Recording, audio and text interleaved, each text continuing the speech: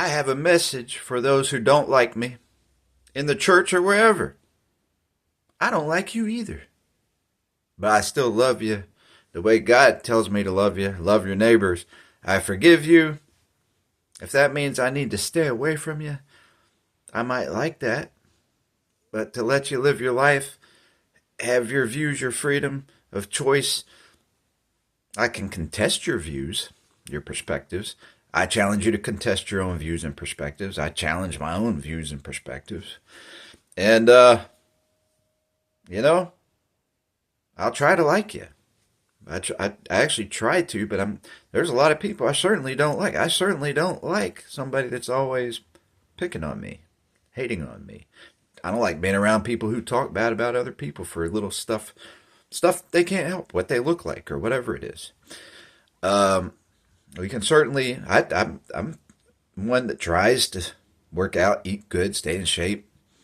I believe in doing that, and I've had stages in my life where I've gained weight, and it's for some reason it was harder to lose weight.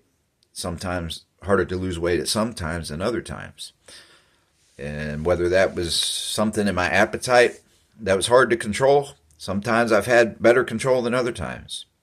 So there's some kind of imbalance there that can happen with people.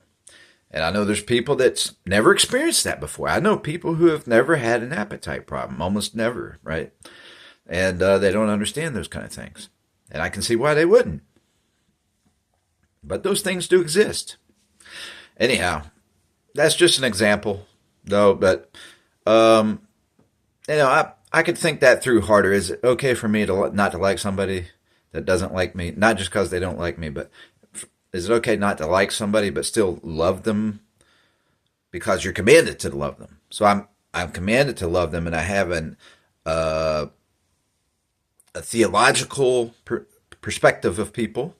I have a visionary perspective of people, hoping, and the easiest thing to hope is that they choose God and choose heaven over hell, because we have that choice and understand that choice. And look at the evidence. And I like to see people to see the evidence. There's plenty of evidence of pleasure versus pain. We hear the biblical side of people talk about the biblical side of being against pleasure, but God also created pleasure for us.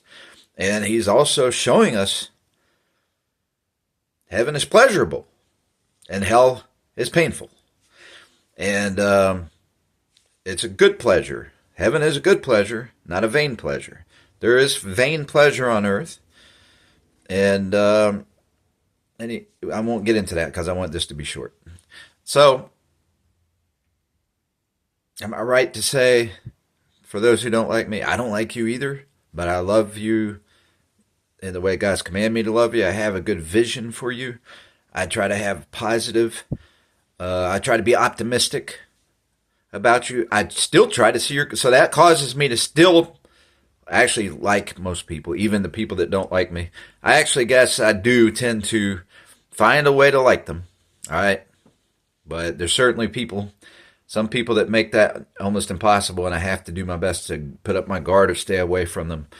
And even to the point there's some that, are dangerous to my life. But there's plenty like that, actually, nowadays. But so our world's gotten more violent, and it's gotten, there's more theft and everything else. However, we're supposed to teach.